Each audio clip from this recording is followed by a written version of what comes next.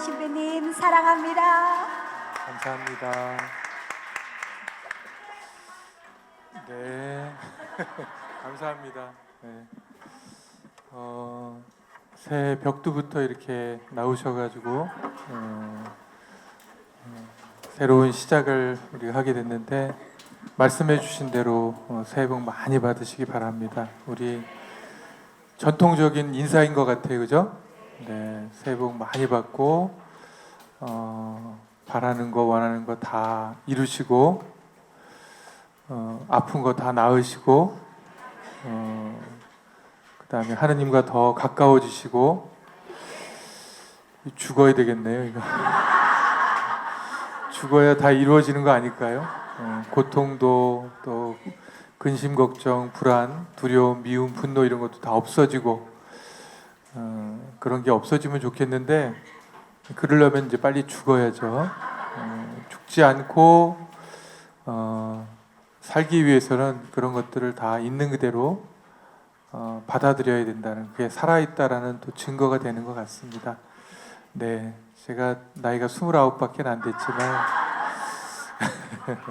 그래도 이제 오전에 1시간 반 정도 강의를 해야 될 텐데 이 시간 또 하나님께서 함께 해주시는 그런 시간이 되게 해달라고 함께 간단한 기도로 시작을 할까요? 성부와 성자와 성령의 이름으로 아멘. 사랑이신 주님, 오늘 이 시간 저희를 이렇게 초대해 주셔서 감사합니다. 주님 먼저 새해 복 많이 받으십시오. 그리고 행복의 원천이신 당신께서 저희 한 사람 한 사람에게 필요한 모든 은총을 내려주십시오. 또 올 한 해가 우리 모두 다른 것에 신경을 많이 쓰는 것이 아니라 하느님 안에서 하느님과 함께 하느님 나라를 살아갈 수 있는 저희가 되도록 이끌어 주시고 축복해 주소서. 또 오늘 하루도 저희와 함께 하시면서 저희를 이끌어 주소서. 우리 주 그리스도를 통하여 비나이다. 아멘. 성부와 성자와 성령의 이름으로 아멘. 다시 한번 참 예수님. 네. 춥죠? 제정신들이 아니신가 봐요.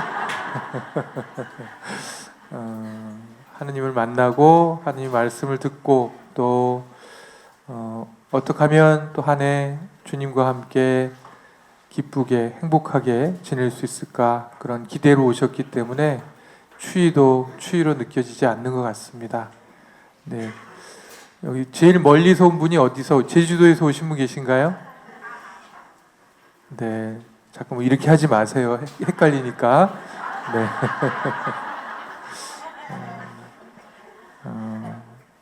멀리서 오시는 분들은 새벽부터 준비하고 나오셨겠어요, 그죠? 제가 얼굴 여기 모습들을 보니까 그냥 잠자다 나온 얼굴은 아니에요. 꽃단장까지 하고 오신 거 보니까 굉장히 이른 시간부터 준비를 하고 오신 것 같습니다. 하느님은 우리가 어떻게 살기를 바라실까요? 네, 행복하게 살기를 바라십니다. 안전하서나 우리 부모님이 자식을 생각하는 그런 마음처럼 행복하게 살기를 바라십니다. 그래서 우리가 하는 모든 행위 하나하나를 다 이 녀석 어디 잘하나 잘못하나 보자 이런 눈이 아니라 그냥 그윽한 눈으로 사랑의 눈길로 우리를 바라보고 계신다는 것. 그래서 좀 잘못해도 야단을 칠까요? 그냥 잘 넘겨주실까요? 네, 웬만하면 하나님께서 다 사랑하는 눈빛으로 우리를 바라보신다는 것. 다시 말해서 우리를 행복하게 살기를 적극적으로 음으로 양으로 뒤에서 힘을 써주신다는 걸 우리가 잊지 않았으면 좋겠습니다. 오늘 1월 2일이죠, 그죠? 1월 2일이고 새해 시작하는 벽두니까 무엇을 강의해야 될까 고민하다가 제가 이제 영성 심리학을 공부하고 있잖아요, 그죠? 그래서 어떻게 하면 영적이고 심리적으로 건강할 수 있을까? 제가 13가지 방법을 많은 연구를 통해서 써놓은 책을 가지고, 책의 자료를 가지고 13가지 영적, 심리적 건강의 향상을 위한 13가지 방법을 가지고 왔습니다. 별로 관심이 없으신가 봐요. 인사할 땐 좋았는데 공부하자 그러니까 갑자기 밀려났던 잠이 막 몰려오기 시작하고 그러는 것 같아요. 이제 서두, 전제를 제가 말씀드리는데 여러분들이 올 한 해 동안 하느님 나라에 살았으면 좋겠어요. 네, 죽으란 얘기가 아니라 하느님 나라는 어떻게 하면 하느님 나라에 사는 거예요? 하느님과 함께 살면, 하느님의 영향력이 계속 나에게 미치면 그곳이 바로 하느님 나라가 되겠죠. 그렇죠? 자꾸 잡것이 영향을 미치면 어떤 나라에 사는 거예요? 네, 잡것 나라에 사는 것이고, 하느님의 말씀, 하느님의 정신, 또 하느님의 은총, 하느님의 손길, 이런 것이 계속 나에게 함께 미치고 함께 한다고 생각한다면 나는 나도 모르는 사이에 하느님 나라에 살게 된다라는 것. 우리 영성적인 면에서는 두 가지 측면이 있는 것 같아요. 한 가지는 개인적인 노력과 그런 부분이 있고, 또 한 가지는 뭐냐면, 여러분들 혼자 살 수 있어요, 없어요? 나는 혼자서 다 잘할 수 있어, 이런 분 있어요? 나는 책임감도 강하고 어렸을 때부터 혼자 열심히 살아왔기 때문에 나는 누구의 도움이나 관심이나 이거 필요 없고 나 혼자서 살 거야, 나 혼자서 잘 살 거야, 이런 분들이 계신가요? 짜증낼 필요는 없잖아요. 네, 없을 겁니다. 사람들은 관계 안에서 또 성장하고 발전해 나가는 거죠. 그죠? 개인적인 노력을 통해서 하느님께 가까이 나가고 개인을 성화하고 성장, 발전시키는 그런 모습이 있다면, 또 한편으로는 관계 안에서, 공동체 안에서 성장하고 발전할 몫이 있습니다. 제가 강조하고 싶은 것은, 또 요새 대세로 강조하고 있는 거 뭐냐면, 혼자서는 안 된다, 이거예요. 우리 그리스도교는 처음부터 끝까지 혼자서는 안 된다예요. 하느님과 함께 해야 되고, 미우나 고우나 마음에 드나 안 드나 사람들과 함께 해야지 우리는 이 세상에 태어난 그런 사명과 목적을 다할 수가 있다. 강조하는 건 뭐냐면, 혼자 힘으로는 안 된다. 제가 한 100번은 얘기했는데, 어떤 사람이 열심히 기도하고 성실하게 살아가지고 죽은 다음에, 이제 나는 하느님의 뜻을 다 따랐으니까 천국에 가야 되겠다고 천국 문 앞에 딱 갔다가 천국 문 앞에 써 있는 글씨를 보고 기절했다고 그랬죠? 뭐라고 써 있었다고 그랬어요? 개인 입장 불가, 단체 환영, 이렇게 해가지고. 하느님 나라도 나 혼자 잘 살아서 가는 것이 아니라 함께 잘 살아서 가야 된다. 나의 부족함은 저 사람이, 다른 사람이 채워주고, 또 저 사람의 부족함은 내가 또 채워주면서 함께 가야 한다는 것, 함께 잘 살아야 한다는 걸 이 연사 강조하면서 13가지 방법에 대해서 하나하나 말씀을 드려보겠습니다. 이거는 참고적으로 미국 상담심리학회에서 나온 책을 바탕으로 한 거예요. 그러니까 너무 종교적으로 확 치우쳐진 것도 아니고, 누구나 살아가는 사람이라면 누구나 다 도움이 될 만한 약간 일반적인 그런 얘기를 해주고 있는 거니까, 그래서 우리가 이미 다 알고 있는 얘기인지도 모르겠습니다. 하지만 한번 정리하는 의미에서 한번 들어보시면 좋을 것 같아요. 첫 번째, 영적, 심리적 건강의 향상을 위한 방법 첫 번째는 뭐냐면, 기도를 해야 된다. 다 하고 계시죠? 여기 오실 때도 기도하고 오셨죠? 뭐라고 기도하고 오셨어요? 멋있는 강사 만나게 해달라고? 내 인생에 획기적인 뭔가를 답을 얻을 수 있는 그런 얘기를 들을 수 있게 해달라고 그런 기도하셨나요? 아, 그랬어요? 큰일 났네. 부담스럽네요. 매지컬 솔루션을 제가 드려야 되는데, 기적적인 그런 해답을 드려야 되는데 얘기하다 보면 나올 수도 있고 또 안 나올 수도 있습니다. 첫 번째가 바로 기도입니다. 기도는 뭐라고 그랬냐면 우리 신앙적으로 얘기하면 하느님과 뭐예요? 대화하는, 소통하는 거예요. 여러분들 집에서 소통이 잘 되나요? 부부 사이에, 또 자녀들과, 또 젊으신 분들 부모님과 소통이 잘 돼요? 안 돼요?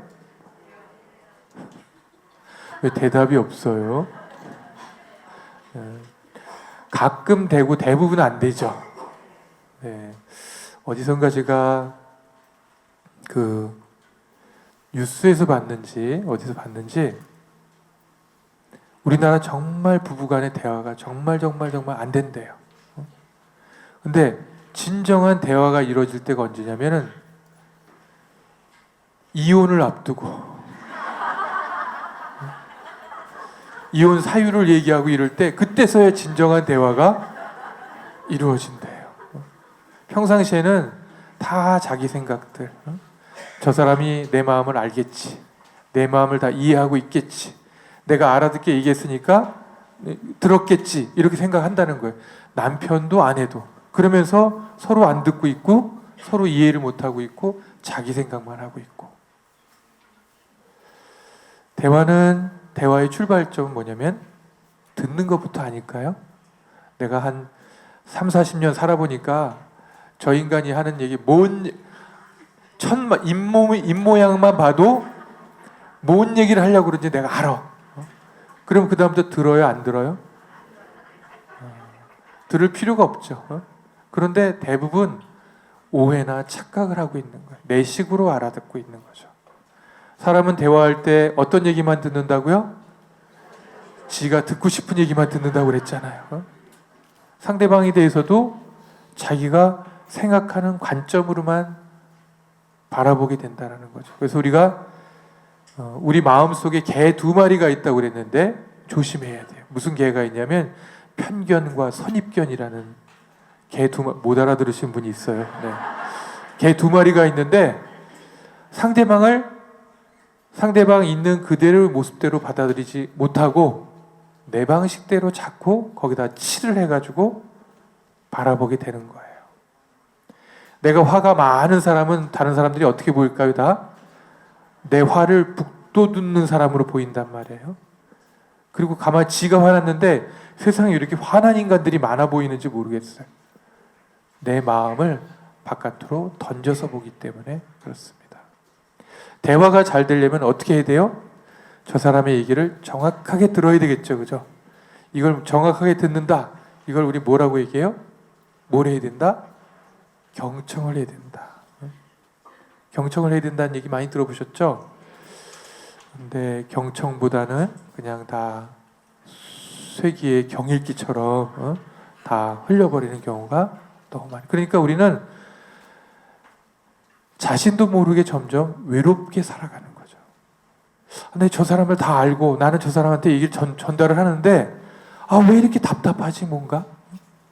그리고 저 사람은 왜 한 번도 내가 원하는 방식대로 하지 않고 꼭 생겨 처먹은 대로 지가 하고 싶은 대로만 저렇게 하고 있지?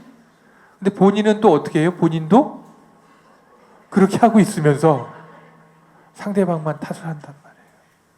첫 번째,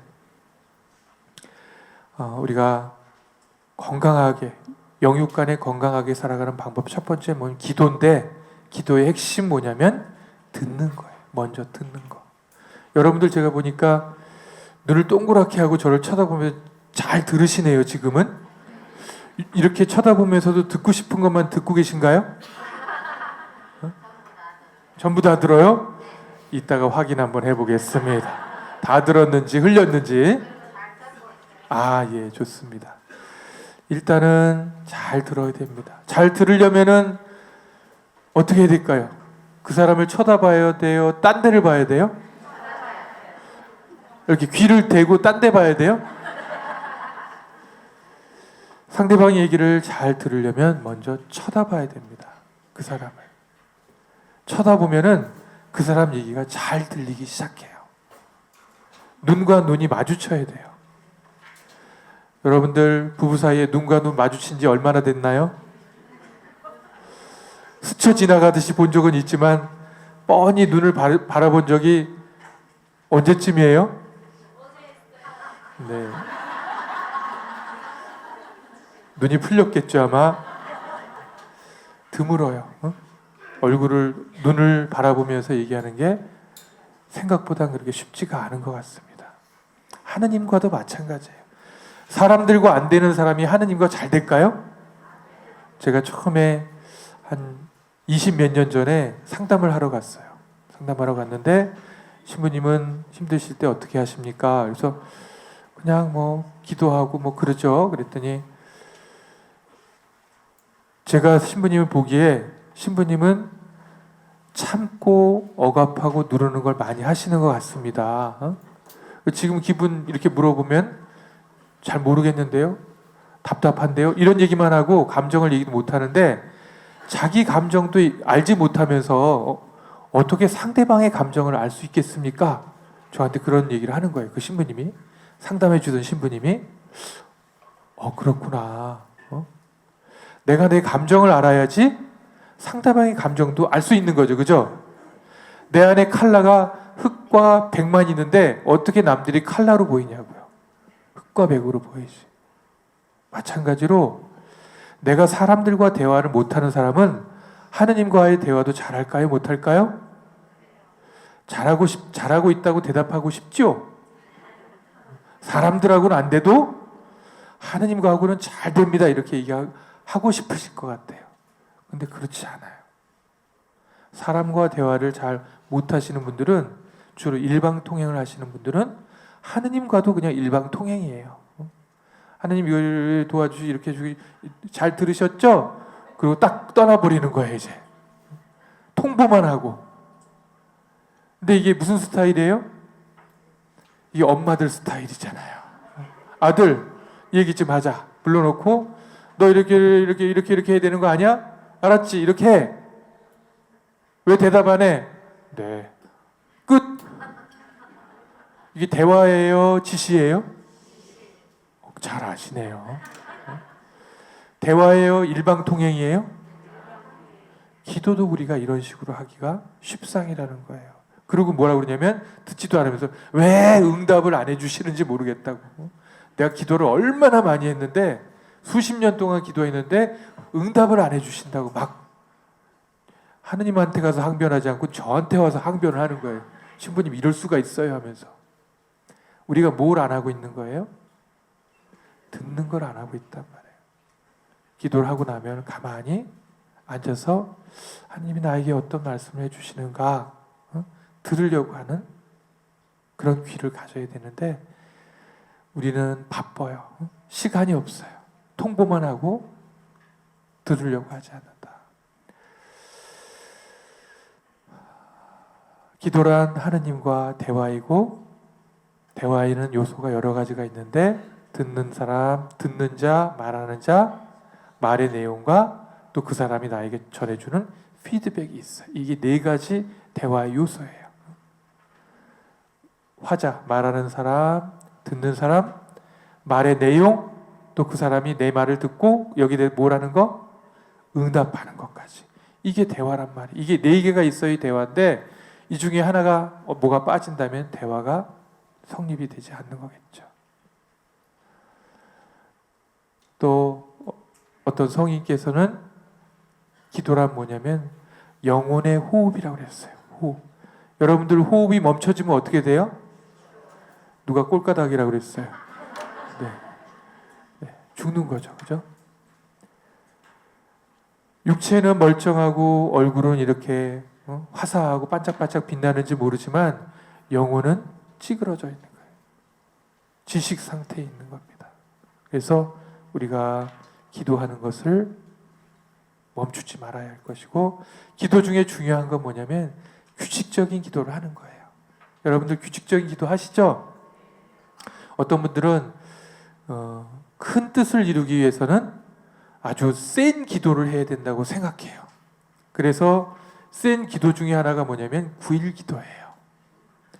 왜냐면 9일 기도는 9일 동안 기도하면 되는 거죠? 누가 내라고 그랬어? 요 분은 아직 9일 기도 안 해본 사람이에요. 9일 기도는 한 텀을 다 하려면 며칠이 걸려요? 54일이 걸리죠. 그런데 여기에 또 우리가 유념해야 될 걸, 한번 끊기면 어떻게 해야 돼요? 다시 원래 맨키로 다시 돌아가서 처음부터. 그러니까 하루라도 술 먹고 와서, 남자가 술 먹고 와서 깜빡하고 자면은 어떻게 해야 돼요? 50일까지 했는데 50일째 연말이어가지고 51일째 연말이어가지고 술 한잔 마시고 하다 보니까 깜빡하고 못했어요. 그럼 또 어떻게 해야 돼요? 새벽부터 또 다시 첫날부터. 정말로 힘든 기도예요. 그리고 자비의 기도 이런 거 해보셨나요? 너무 어려워요. 막 비참한 이런 기도를 막 빠지지 말고 해야 되고, 어려운 기도를 해야지만이 어떤 내 소망이나 내 바람이 이루어진다고 생각하시는 분들이 있는데, 그럴까요?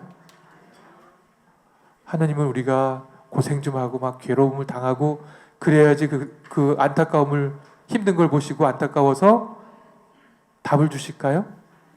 그렇지 않습니다. 날마다 호흡하듯이 하나님과 함께 하시면 돼요. 여러분들이 겪고 있는 지금 현재의 고통의 의미에 대해서 알고 싶지 않으세요?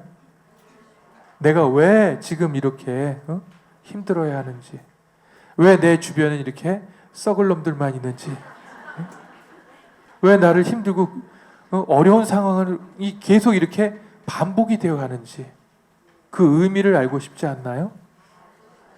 네, 혼자서 많이 찾아보셨죠? 답을 찾으셨나요?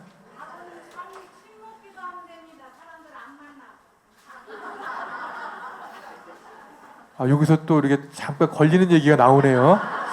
사람들 안 만나고, 응. 예수님하고 가까이 간장기도, 묵상기도, 네. 명상기도 하면 돼요. 그것만 하면 돼요? 그거 하면서 이제 친교도 하고 봉사도 하고 그렇죠. 얘기를 길게 하니까 답이 다 나오네요. 그죠? 네, 좋습니다. 아주 훌륭한 답을 해주신 것 같아요. 세 번째는 뭐냐면, 제가 말씀드리고자 하는 건 뭐냐면, 삶의 의미나 목적, 그리고 부르심에 대해서 깨닫고 아는 것.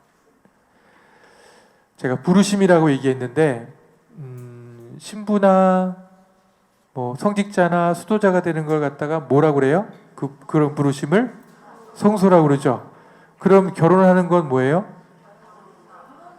그렇죠. 결혼 성소죠. 누가 안성소 이르려고 그랬어요. 결혼하는 것도 성소고 혼자 사는 것도 성소예요. 우리가 혼자 내가 선택해서 살고 있다라고 생각하지만, 하느님과 관계, 또 세상과의 관계로 본다면 부르심 안에 있는 거예요. 하느님이 우리를, 제가 아까 그 중학교 2학년, 3학년 때 매일 미사를 1년 넘게 다녔다고 그랬죠? 그때 그게 뭐라고 그랬어요? 저 개인적으로는 내가 결심했어, 나가야지 하고 나간 거지만은, 큰 그림 안에선 누가 이끌어 주신 거예요? 하나님께서 불러주신 거예요. 그리고 맛을 보게 해주신 거예요. 너 이 맛 좀 봐라. 맛있으면 나랑 더 가까워지자. 이렇게 초대를 한 거란 말이에요. 그 맛에 제가 넘어갔고 지금 어떻게 됐어요? 네, 이 모양 이 꼴이 돼가지고 여기 있는데, 하느님은 우리를 삶의 전반을 통해, 전체를 통해서 계속 부르고 계신다는 거예요. 어떤 사람은 말을 잘해서 말을 잘하는 쪽으로, 말을 많이 하는 쪽으로 부르심을 받고, 어떤 사람 말보다는 뭐가 빨라요? 네, 손이 빨라요. 손이 빠르다니까 또 이상한 생각하시는 분 있죠? 뭐 사기꾼 뭐 이런 거 생각하는, 소매치기 생각하는, 그게 아니고 행동을 먼저 하는 쪽으로, 그래서 몸으로 봉사하는 쪽으로 많이 탁월한 사람들이 있고, 각자 부르심들이 참 많아요. 헤어스타일이 너무 예술적이어가지고 예술적인 방면으로 또 두각을 나타내는 사람이 있고, 그게 다 부르심이라고요. 다른 말로 얘기하면은 하느님께서는 우리에게 달란트를 각자 고유하게 다 주셨어요. 우리 탤런트라고 그러죠. 탤런트. 나에 맞는, 꼭 맞는 탤런트를 주셔서 그것을 통해서 본인도 행복해지고 주변에 있는 사람들도 행복해질 수 있도록 우리에게 부르심을 그렇게 주셨다라는 거. 그래서 나는 어떤 부르심으로 어떻게 살라고 나를 불러주셨나, 이거를 잘 묵상하고 생각하는 게 필요해요. 나는 뭐 부름은커녕 뭐 하느님 코빼기도 못 뺐는데 뭐 자꾸 이렇게 개인적인 차원에서 생각하는 것이 아니라 하느님과의 관계에서 생각하는 거예요. 남들이 갖지 않은 나의 고유한 모습은 무엇인가 생각해 보기도 하고, 그래서 소명, 부르심에 대해서 생각하는 게 중요하고, 여러분들은 살아가는 목적, 이유가 뭡니까? 이렇게 물어보면은 여러 가지 얘기가 나올 수 있어요. 좀 연세가 많은 분한테 여쭤봤더니 사는 목적이 뭐예요? 뭐라 그래요? 아니죠. 죽지 못해 사는 거죠. 이렇게 나오시면 좀 곤란해요. 각자 삶의 목적이 있어야 돼요. 그런데 이 목적은 제가 보기에 삶의 가치관하고도 굉장히 많이 상관이 있는 것 같아요. 내가 무엇을 소중히 여기고 무엇을 가치 있게 여기느냐에 따라서 내 삶의 목적이 정해지는 것 같아요. 단순하게 얘기해 볼까요? 내 삶의 목적은 돈을 많이 버는 거야. 이렇다면 어떻게 살아갈까요? 돈 되는 거, 돈이 있는 것, 돈에 대한 정보가 있는 것을 열심히 찾아다니겠죠, 그죠? 덕 이런 거 관심이 있을까요? 떡은 관심이 있을지 몰라도 덕을 쌓고 뭐 선하게 살아가고, 이게 이 사람의 삶의 방법에 해당이 될까요? 안 될까요?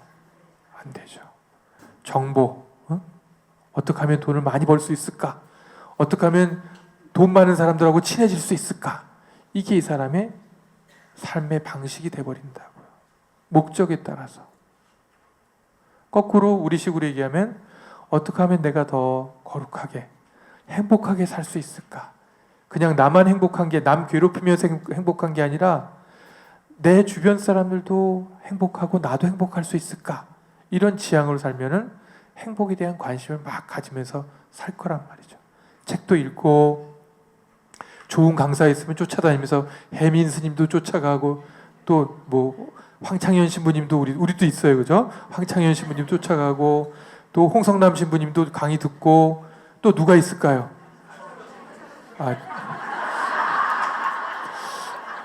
이러려고 한 게 아니었는데 행복에 대한 좋은 얘기를, 정보를 알려주는 분이 있으면 쫓아다니잖아요, 그죠?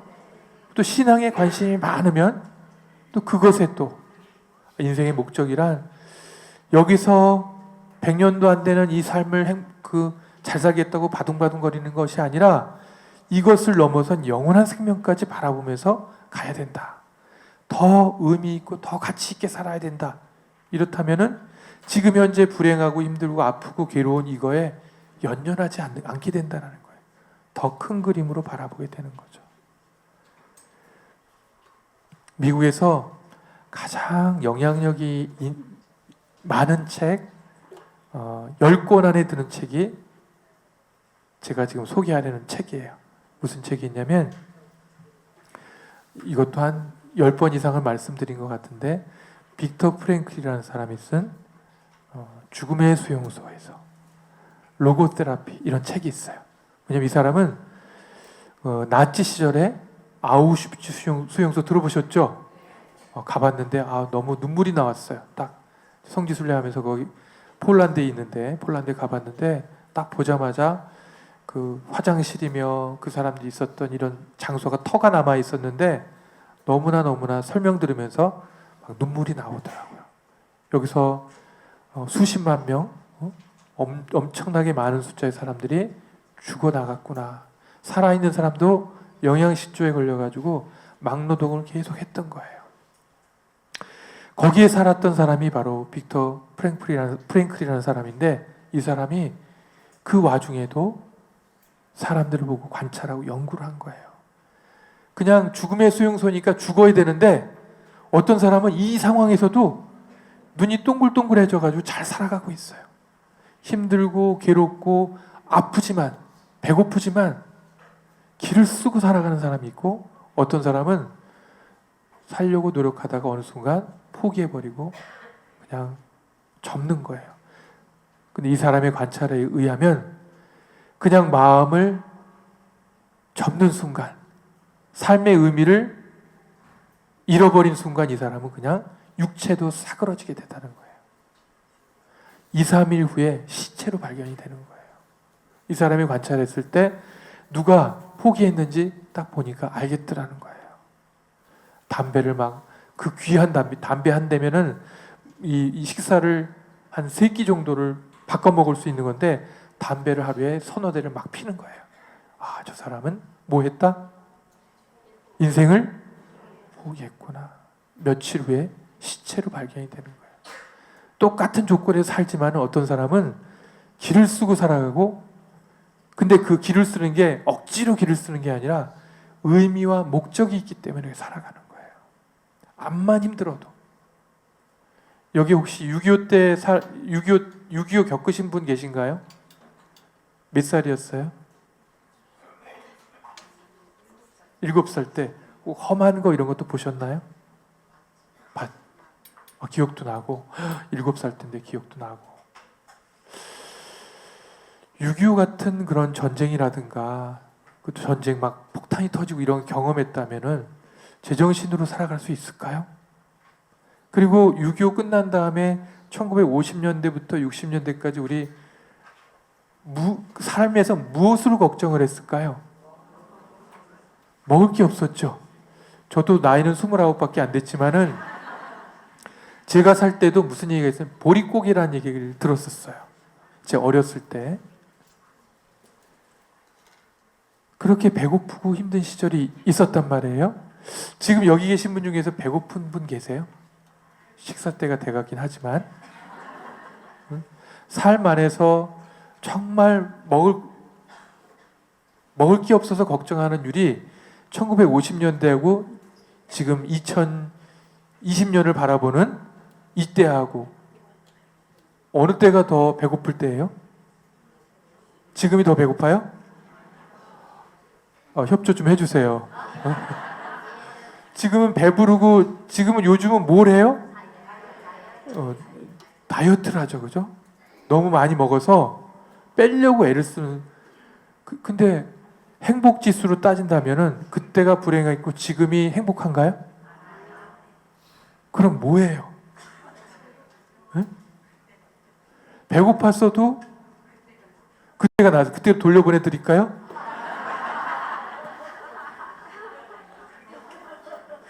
육체는 배고팠지만 가족들과 함께하고 뭔가 이렇게 유대가 되고 친밀감이 있고 이런 것들이 있었단 말이에요.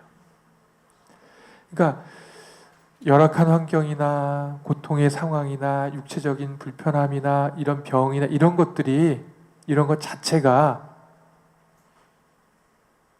행복이나 이런 것의 조건이 되지는 않는다는 거예요. 절대적인 조건이 되지는 않는다는 거죠. 뭐가 중요하냐면, 세 번째 지금 얘기하고 있는데, 거기에 담긴 의미가 중요하다는 거예요. 그냥 나는 암이 걸렸으니까 죽을 병이 걸렸어. 내 잘못 살아온 삶에 대한 벌을 받은 거야. 나는 이제 심판을 받은 거야. 이건 무슨 의미를 자기에게 부여한 거예요? 심판의 의미를 부여한 거란 말이에요. 모든 사람이 다 이렇게 생각할까요? 아니죠. 어떤 사람은 내가 너무 옆에 있는 사람들, 나 자신을 돌보지 않고 마구마구 달려왔더니 하나님께서 나를 좀 돌아보는 시간을 갖게 해주셨구나. 그러면 의미 있는 시간이에요? 재수 없는 시간이에요? 의미 있는 시간이 되는 거죠. 암만 어떤 사건이 일어난다 하더라도 거기서 어떤 의미를 찾고 어떤 의미를 부여하느냐에 따라서 뜻이 완전히 달라지는 거예요. 세 번째, 영적으로, 정신적으로, 심리적으로 내가 향상되기 위해서 가져야 될 세 번째 건 뭐냐면 삶의 의미나 목적이나 성소를 깨닫는 것, 알려고 하는 것이 중요하다는 것. 자, 네 번째로 넘어가겠습니다. 이거 13가지 다 할지 모르겠네. 네 번째 뭐냐면 독서 치료를 하면은 굉장히 도움이 돼요. 독서 치료. 독소가 아니라 독서 치료.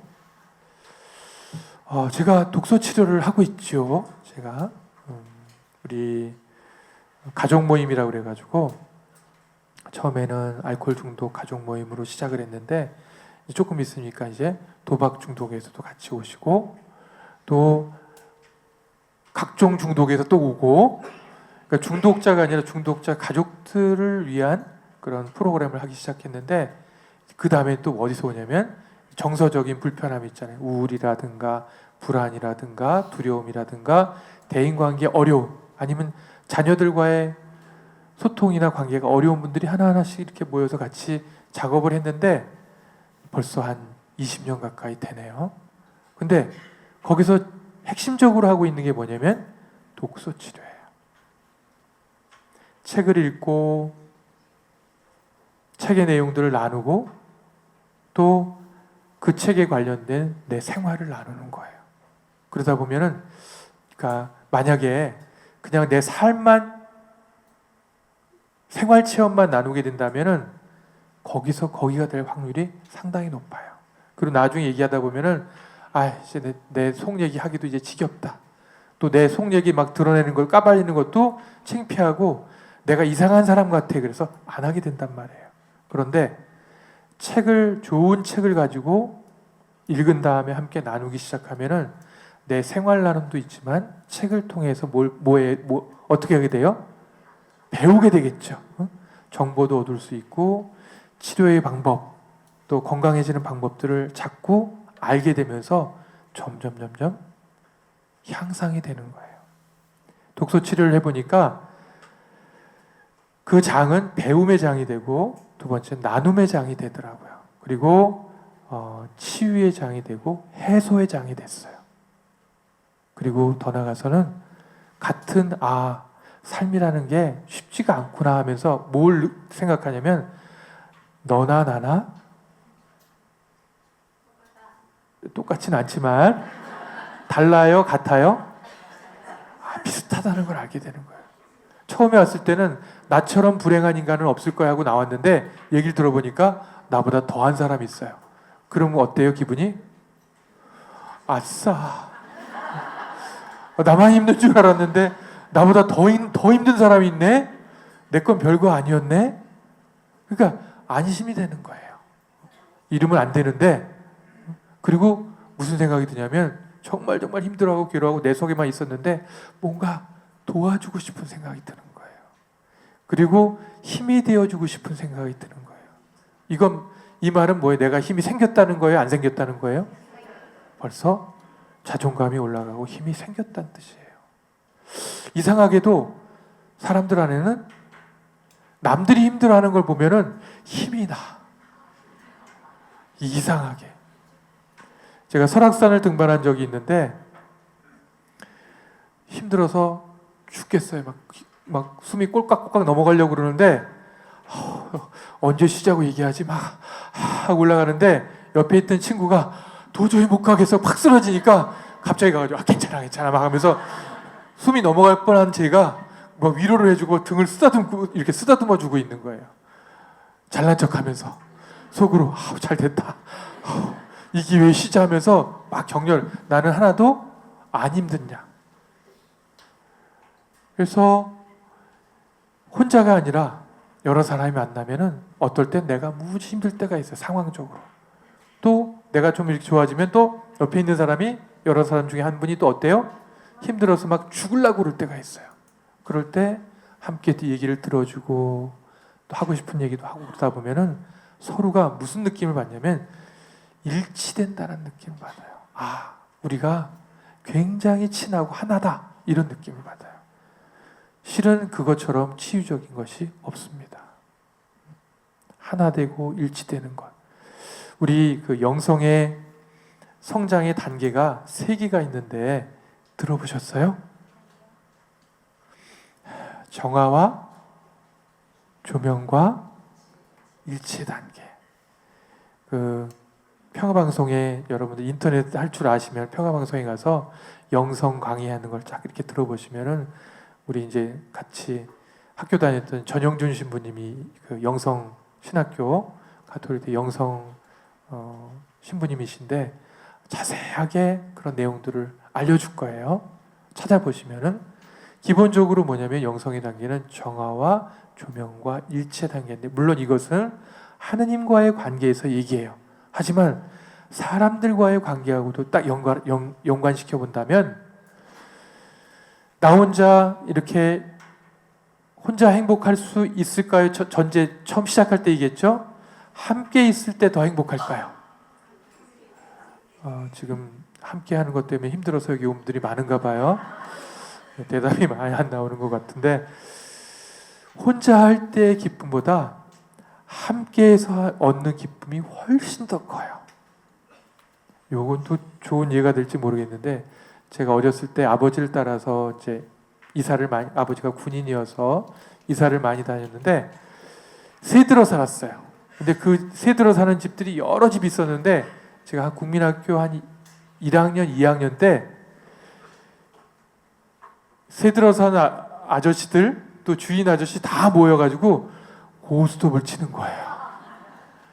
그런데 옆에서 나는 뭣도 모르고 있는데 아저씨들이 막 스톱 하는데 너무 행복했던 것 같아요. 사람들이 함께 모여서 되게 즐겁게 지낸다는 자체가 너무 행복한 거예요. 그리고 엄마들은 막 부엌에서 맛있는 거를 막 만들어가지고 함께 막 아마 정초쯤이었던 것 같아요. 막 나르고 먹고 막 하는데 속으로 무슨 생각을 하냐면 매일 이랬으면 좋겠다. 아빠들이 함께 모여가지고 같이 막 웃으면서 얘기를 하고 게임을 하고 우리는 옆에서 아빠 땄어 안 땄어? 뭐 이렇게 얘기하고 너무 행복한 거예요. 매일매일 이랬으면 너무너무 좋겠다.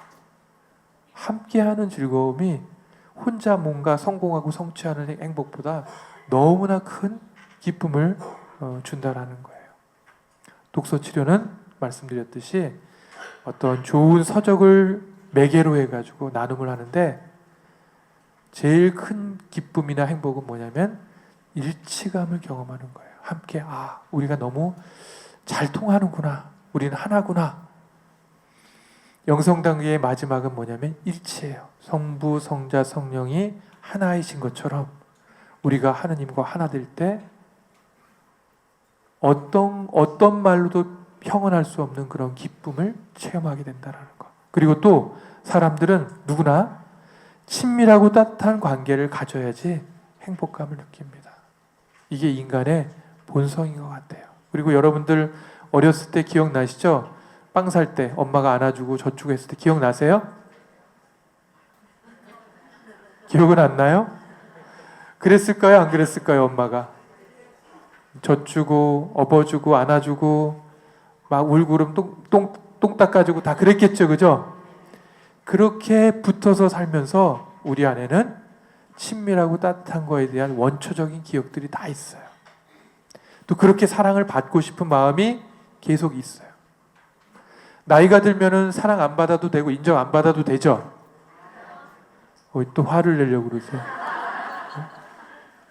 나이하고 상관없이 사람은 인정과 사랑과 친밀함을 느껴야지 살맛이 난다는 거. 작년이 됐네 벌써. 올해가 몇 년이에요? 무슨 년이에요? 2019년, 2018년도에 영국에 이상한 장관이 생겼다고 말씀드리지 않았나요? 외로움 담당 장관이 생겼어요. 들어보셨어요? 인터넷 가서 쳐보세요.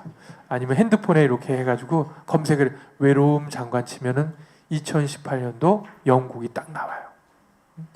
외로움 때문에 얼마나 많은 병들이 생기고 사람이 삶의 질이 떨어지는지를 간파를 하고 외로움을 극복하기 위한 대책을 세우기 시작한 거예요.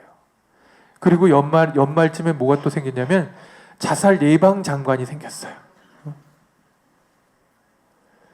우리나라도 술 많이 먹는 나라 중에 하나죠. 그런가요? 아닌가요? 술을 어디서든지 먹을 수 있는 그런 나라인데 우리나라 못지않게 술에 아주 고주망태들이 많은 나라가 어디냐면 영국이에요. 영국. 그냥 술을 달고 사는 사람들이 무지 많아요. 그래서 그 대책을 세우기 위해서 그 노력을 많이 했는데 별로 성공하지 못했어요. 그런 어떤 에너지를 다 바꿔서 어떻게 했냐면 구체적으로 외로움 담당 장관, 또 뭐예요? 자살 예방 담당 장관을 만들어서 문제를 해결하려고 노력했는데, 왜냐면 조사를 해보니까 따뜻하고 친밀한 관계를 갖고 있는 사람과 그렇지 않은 사람이 치매에 걸릴 확률이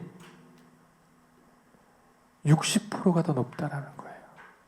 내 주변에 지금 나는 혼자 살고 있고 아무것도 안 하고 기도만 하고 이런 사람은 가족들과 대화도 나누고 식사도 같이 하고 친밀하게 지내는 사람보다 혼자 있는 사람, 외로움을 많이 느끼는 사람이 치매에 걸릴 확률이 얼마나 더 높다고요? 60%가 더 높다는 보고가 나왔어요. 여러분들은 치매가 걱정이 되나요? 안 되나요? 안 돼요? 그러면 뭐 상관없고요. 치매에 안 걸리는 방법 중에 하나는 뭐냐면 친밀하고 따뜻한 관계를 자꾸 만들어 나가는 거예요.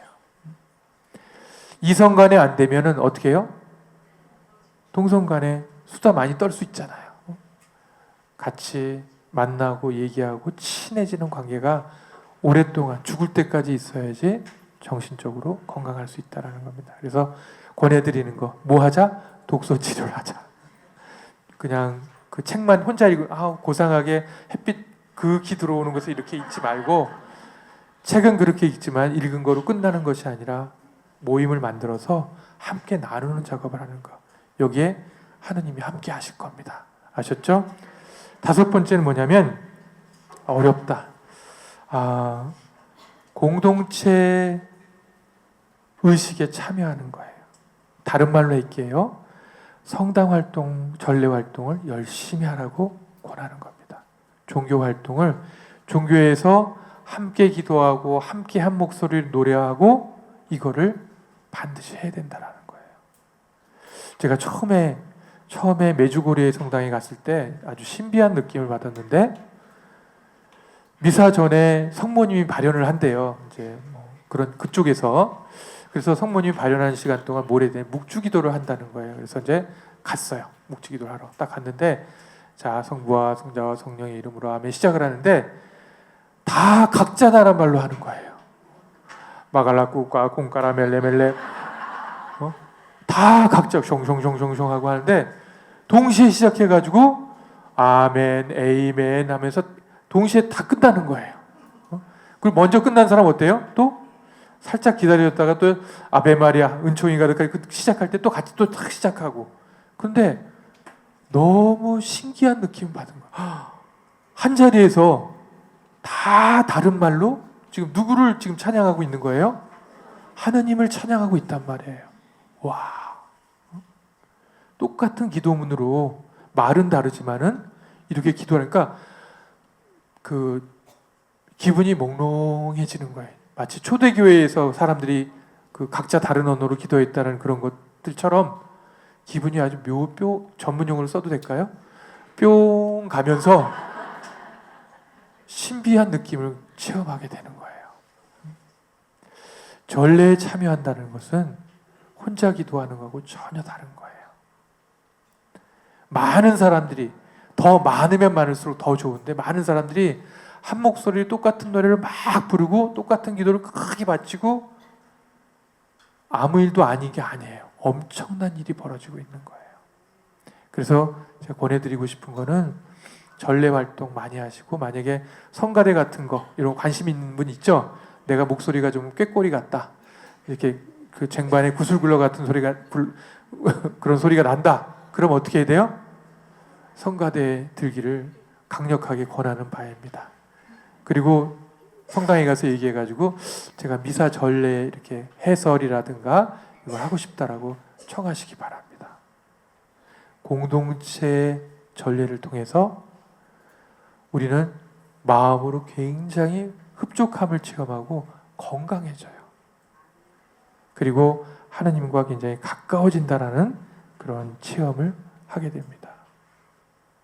그래서 권하는 건 뭐냐면 미사하거나 성가하거나 할 때 이렇게 하지 말고 어떻게 해야 돼요? 큰 목소리로 하실 걸 권해요. 작게 해요? 크게 해요?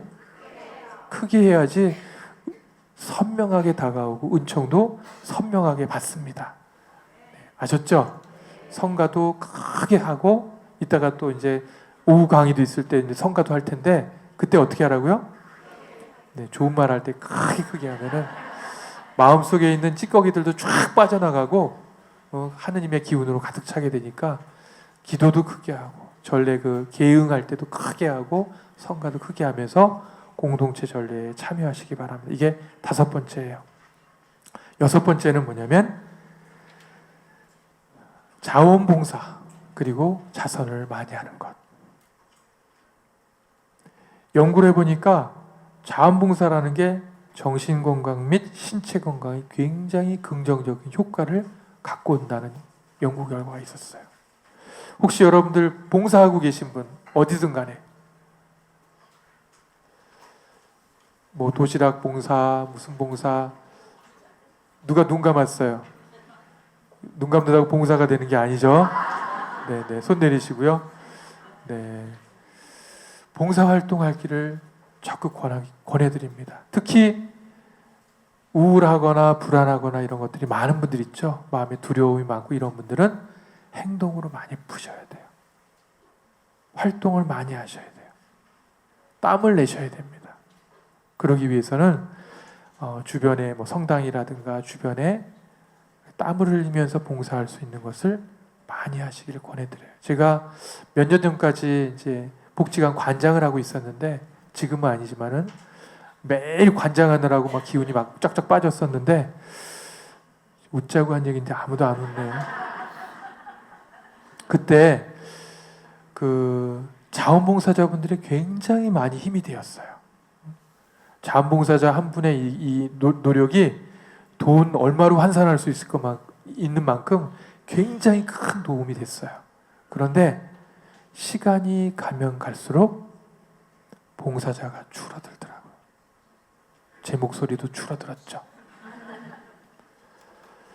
봉사자들이 처음에 제가 5년 동안 복지관 관장을 했는데 처음에는 봉사자들이 북적북적 많았어요. 근데 시간이 갈수록 현격하게 봉사자들이 줄고 특히 주방 봉사하는 분들은 주방 하려면 이렇게 설거지도 하고 들고 해야 되잖아요. 레지오 팀들이 오다가 다 끊어져 나가는 거예요. 물론 연세 많은 분들이 좀 많아서 그런 것도 있겠지만은 힘들고 어려운 일을 하려고 그래요? 안 하려고 그래요? 반복을 힘든 일이 나한테 고통만 주지 별 의미가 없다고 생각하시는 분들이 많은 것 같아요.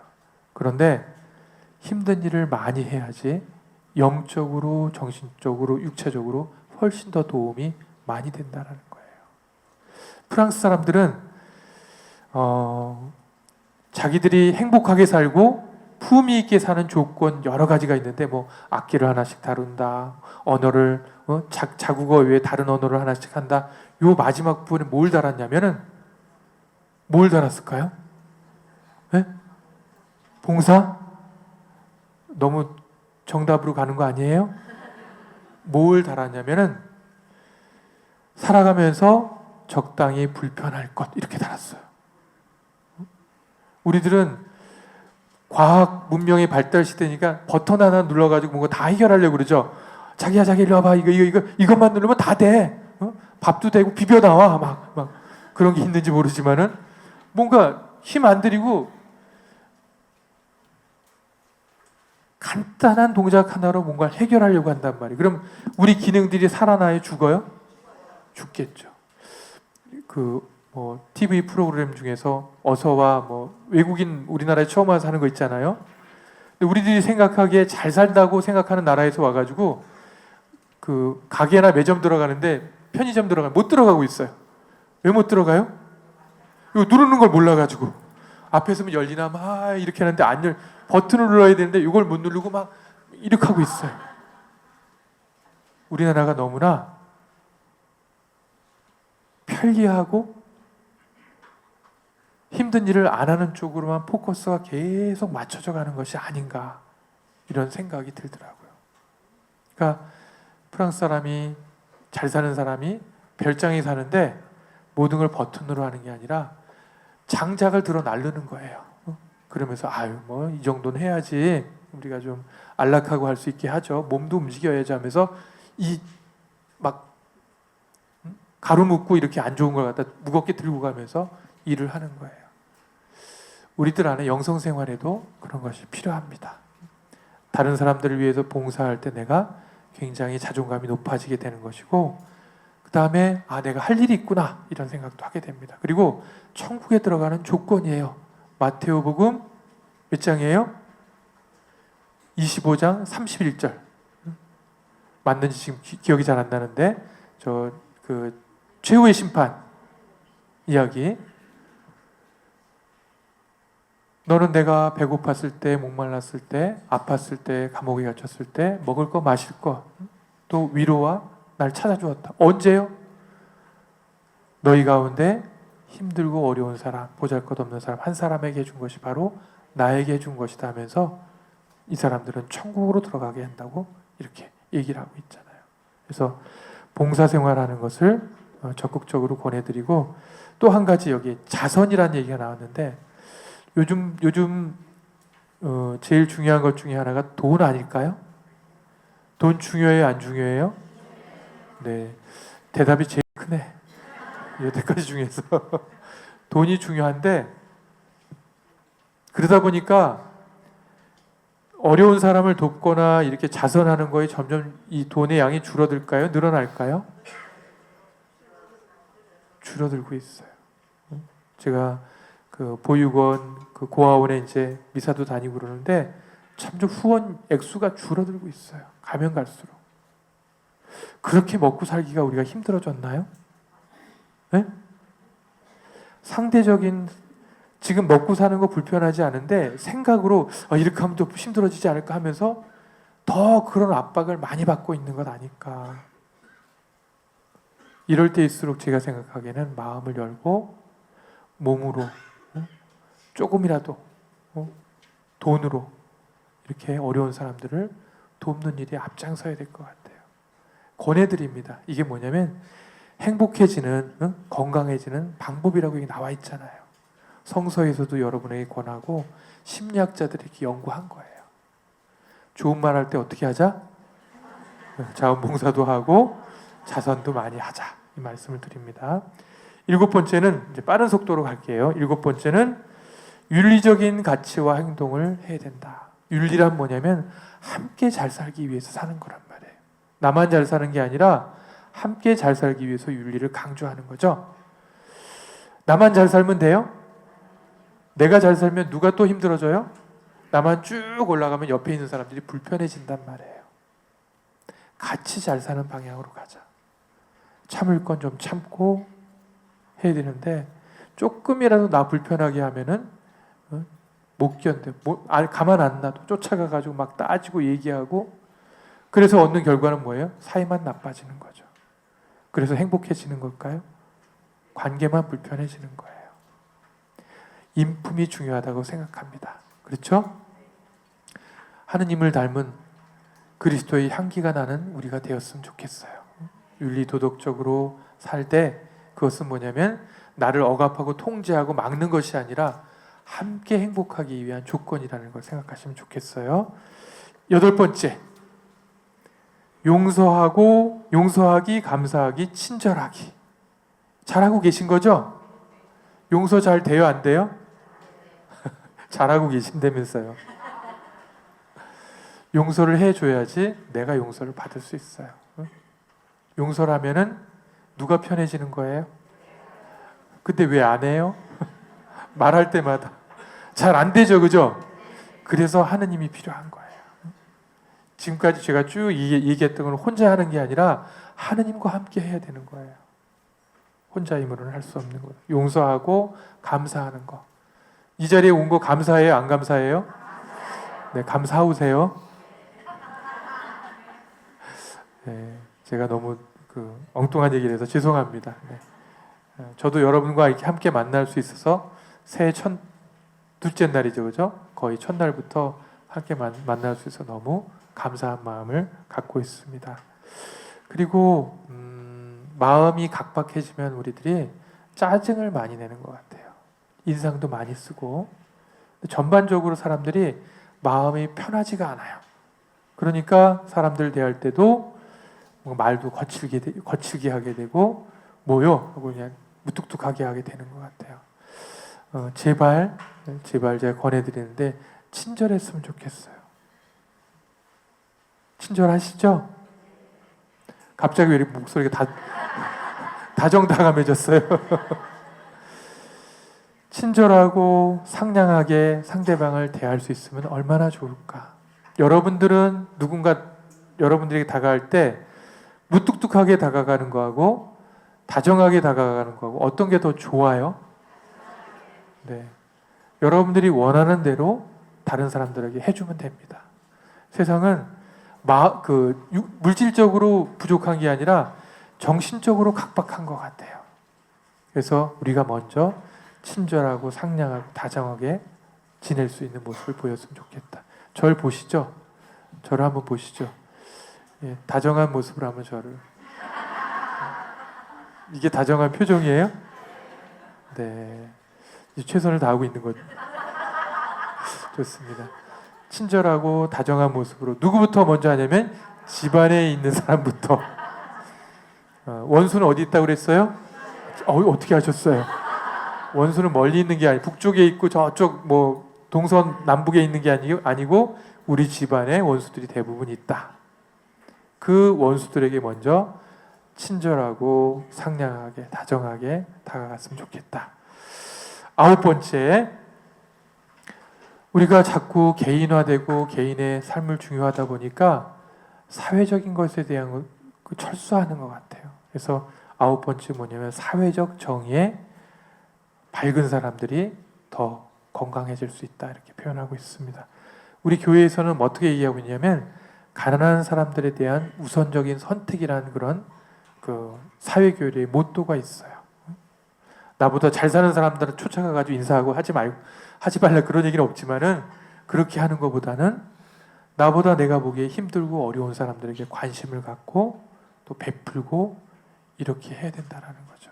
그리고 옳지 못한 거에 대해서 나가서 옳지 못합니다 얘기는 못하더라도 마음속으로 그런 가치관을 갖고 있어야 되지 않는가.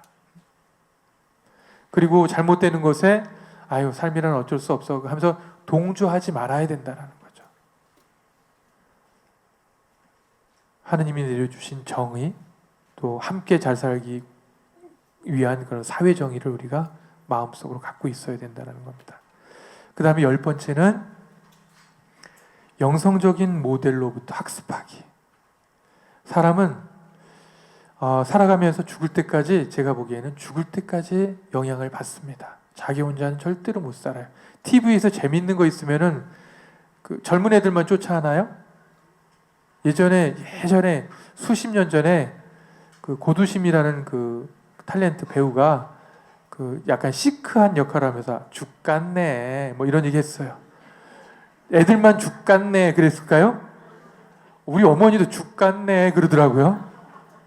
죽겠다는 얘기예요. 속상해 죽겠네. 재수없어 죽겠네. 이런 얘기를 그렇게 표현했는데 TV에서 나오는 내용도 영향을 받아야 안 받아요? 받는단 말이에요. TV 계속 보면은 TV 영향받아요? 옆에 있는 사람 영향받아요? 자주 많이 접하고 보는 거에 영향을 받는다. 사람들은 모델을 이렇게 모델로부터 학습하는 그런 경향이 있어요. 좋아 보인다 하면 따라하고 싶어 한단 말이에요. 그래서 우리가 행복하고 거룩하게 영성적으로 내적으로도 잘 살기 위해서는 그런 모델이 있어야 돼요. 예를 들면 여러분들은 어떤 모델이 있을까요? 마리아. 사랑한단 말이야. 예, 또 누가 모델이 있을까요? 누가 남편이라고 그랬어요? 예수님도 있죠. 또 네, 이러다 보면 다 나올 것 같은데 아무튼 내가 생각하기에 이분은 나는 프란치스코 성인처럼 가난하게 살고 싶다. 가난하면서 영적으로는 최고의 부자가 되고 싶다. 뭐 이런 사람이 있고 우리나라에 또 있죠. 이태석 신부님도 어떻게 저렇게 다 버리고 모든 것들을 다 내놓을 수 있을까? 또 마더 데레사도 기억나지 않아요? 그 다음에 샤를드 후코 신부님이라고 처음에는 개차반으로 살았다가 막 살았다가 깨닫고 난 다음에 완전히 하느님 예수님 어린 시절처럼 살겠다. 나자렛 예수님처럼 살겠다. 가난하게 살면서 사막으로 들어가 버린 거예요. 사막에 벽돌 몇 개 치고 여기가 담이라고 그 벽이라고 생각하고 거기서 기도하고 묵상하며 산 거예요. 이것도 하나의 우리들의 모델이 될 수가 있겠죠. 사람마다 다 달라요. 지향하는 바가 거기에 따른 모델을 찾으면 좋겠습니다. 제일 중요한 건 누굴 본받아야 돼요? 라틴어로 이미타쇼 그리스티, 그리스도를 본받는 게 제일 중요하겠죠. 그 다음에 몇 번째예요 이제? 11번째 뭐냐면 자신과 타인을 있는 그대로 수용하는 거. 우리들은 살아가면서 왜 그런지 모르지만 자꾸 우리 집사람들을 변화시키려고 해요. 그래요? 안 그래요? 우리 남편이 제발 좀 이랬으면, 우리 아들이나 딸이 좀 이랬으면 정말 좋겠는데 이 잡것들은 왜 노선을 절대로 바꾸지 않고 이렇게 사는지 내가 이해를 못하겠다. 근데 남편은 또 뭐라 그래요? 저놈 여편네는 왜 이렇게 안 변하고 저렇게 저 모양 저 꼴로 사는지 모르겠다. 우리는 왜 자꾸 바꾸려고 할까요? 어떻게 하자고요? 있는 그대로 평가하거나 판단하지 말고 받아들이자. 저 마음에 들어요, 안 들어요? 네? 차마 안 든다고 얘기할 수는 없겠고 그냥 있는 그대로 받아들여 주세요. 잘났다 못났다 이렇게 평가하지 말고 앞에 있는 한초로 신부는 저렇구나 하고 그냥 받아주시면 돼요. 저도 여러분들을 변화시키는 게 아니라 그냥 있는 그대로 너무 아름답고 너무 이쁘고 너무 사랑스럽고 괜찮아 보입니다. 제가 보기에 있는 그대로 수용하기. 가로 열고 여기 뭐라고 나와 있냐면 비록 잘못을 가지고 있더라도 라고 써 있어요. 비록 마음에 안 들더라도 어떻게 하라고요? 수용하는 거. 있는 그대로 수용. 이걸 어떤 사람은 뭐라고 표현하냐면 제2의 탄생이라고 얘기했어요. 제2의 탄생. 사람이 수용받을 때 다시 태어나는 것이다. 이렇게 얘기하고 있습니다. 네. 힘내세요. 이제 다 2개밖에 안 남았습니다. 그 다음에 12번째 뭐냐면 자신보다 더 큰 무엇의 일부분이 되기. 어떤 공동체에 소속이 돼야 된다는 얘기예요. 큰 공동체. 여러분들이 지금 겪고 있는 고통을 없애주는 방법을 알려드릴까요? 굉장히 이거 위험한 방법인데 알려드릴까요? 말까요? 지금 어려움이나 고통, 힘든 거 있어요? 없어요? 없는 분 계세요? 있죠? 그 고통을 한 방에 날려버리는 방법이 있는데 알려드릴까요? 이따 끝날 때 알려드릴게요. 자신보다 더 큰 무엇의 일부분이 되는 거예요. 다시 말해서 뭐 군대라든가 아니면 내가 좋아하는 스포츠 있죠? 나 야구를 좋아하는데 그 팬이 된다든가 아니면 동창 모임 아시잖아요. 그죠? 나 어느 학교 나왔는데 동창들 모여서 함께 하면은 재수 없어요? 재미있어요? 뭐 재수 없을 때도 있지만 대부분 재밌고 유익하죠. 또 종교단체에 소속이 돼가지고 신앙에 소속이 돼가지고 큰 단체의 일부가 될 때 소속감을 느끼면서 굉장히 건강해질 수가 있는 겁니다. 혼자서는 안 되는 거예요. 자, 마지막으로 13번째, 삶의 거룩함을 감사하기. 내가 거룩한 삶으로 불리움을 받았다는 것을 감사하는 거예요. 여러분들은 동물입니까? 신적인 존재입니까? 동물적인 존재입니까? 네, 제가 보기엔 둘 다 들어있어요. 그런데 요즘의 가치관들은 점점 더 동물적인 가치관을 막 추구하는 것 같아요. 나만을 위해 살고 막 이렇게 하면은, 그러면 그럴수록 뭐냐면 약육강식으로 들어가고 생존의 논리로 들어갑니다. 그러면은 품이 있는 삶이 아니라 거친 삶으로 변해가게 돼 있어요. 하느님은 우리를 너희들이 동물이라는 걸 깨닫고 동물 본연의 모습으로 살아가라 이렇게 하지 않고 너희가 거룩한 존재가 돼야 된다. 지금 지상에서 100년 산 다음에는 무슨 존재가 될 거냐면 신적인 존재가 될 거다. 영원한 삶을 사는 건 신적인 존재라고 그랬죠, 그죠? 우리가 내가 신이다 그래봐야 하느님은 너는 고무신이다 이렇게 해주지 진짜 신으로 인정을 안 해줘요. 우리가 신으로 되는 거는 하느님이 우리를 신으로 불러주는 거지 우리가 신이 되는 게 아니란 말이에요. 이렇게 신적인 존재로의 불리움을 받은 우리가 그렇게 살려고 노력하면서 감사하는 것. 여러분들은 이제 수십 년 후면은 신적인 지위로 올라갈 거예요. 죽은 다음에. 지금은 아니에요. 지금은 내가 신이다 하면은 이제 병원에 가야 될 수준이 되는 거고, 이렇게 13가지 제가 말씀드렸습니다. 앞부분은 자세히 설명드렸고 뒷부분은 이렇게 간략하게 설명을 드렸는데 시간이 다 됐어요. 마지막으로 할 얘기가 뭐죠? 제가? 네. 한 방을 원하시는데 이게 너무 위험해서 너무 핵폭탄 같이 위험해가지고 다음 기회에 알려드리면 안 될까요? 네. 벨말을 다 들이대면서 들으려고. 네.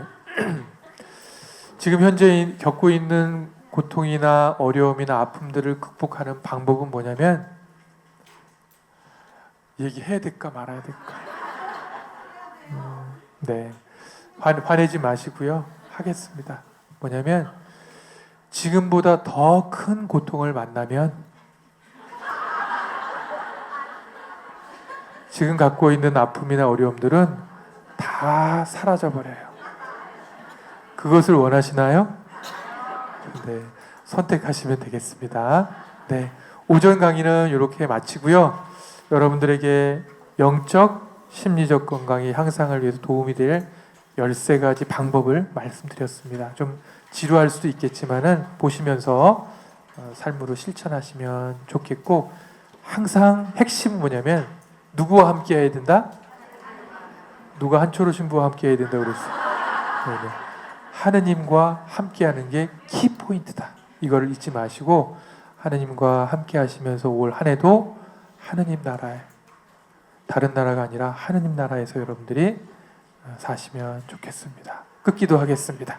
성부와 성자와 성령의 이름으로 아멘. 주님, 올 한 해 어느 때보다도 더 하느님 당신과 하나 돼서 살게 해주시고 하느님 나라에서 고통과 아픔과 슬픔, 괴로움, 그리고 기쁨과 행복 함께 누리면서 감사하는 마음으로 살도록 저희를 축복해 주십시오. 우리 주 그리스도를 통하여 비나이다. 아멘. 아멘. 성부와 성자와 성령의 이름으로 아멘. 아멘. 좋은 시간 되십시오.